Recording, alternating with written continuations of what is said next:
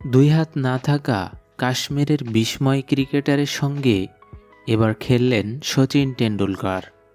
Indian street premier লিগের উদ্বোধনী ম্যাচে মন জিতে নিলেন ভারতীয় গ্রেট শচীন টেন্ডুলকার।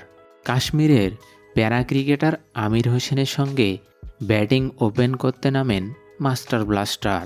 সেই ভিডিও ইতিমধ্যে ভাইরাল হয়ে গেছে সোশ্যাল মিডিয়ায়। কারখানায় কাজ করতে গিয়ে দুই হাত চিরতরে হারিয়ে ফেলেছিলেন আমির হোসেন, কিন্তু তাতেও থেমে থাকেননি তার স্বপ্নের দৌড়ে। তার ইচ্ছাশক্তি তাকে টেনে নিয়ে গেছে 22 গজের ক্রিকেটে।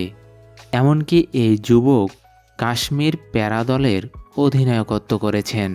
ঘাড় ও কাঁধ দিয়ে দারুণ ব্যাটিং করেন তিনি, যার ভিডিও দেখে চমকে গেছেন অনেকেই।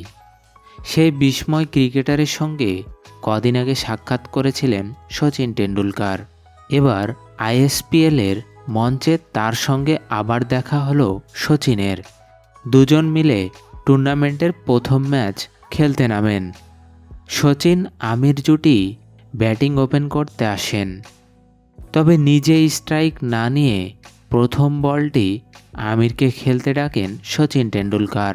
কিংবদন্তি ক্রিকেটারের এ আচরণই ভক্তদের মন জিতে নিয়েছে। ভাইরাল হয়ে গেছে সেই মুহূর্তের ভিডিও। শুধু ব্যাটিং নয়, বোলিংয়ের সময়ও জুটি বাঁধেন শচীন আমির।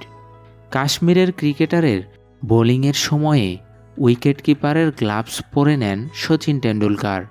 পা দিয়ে আমিরের বল করা দেখে উচ্ছ্বসিত হন শচীন টেন্ডুলকার।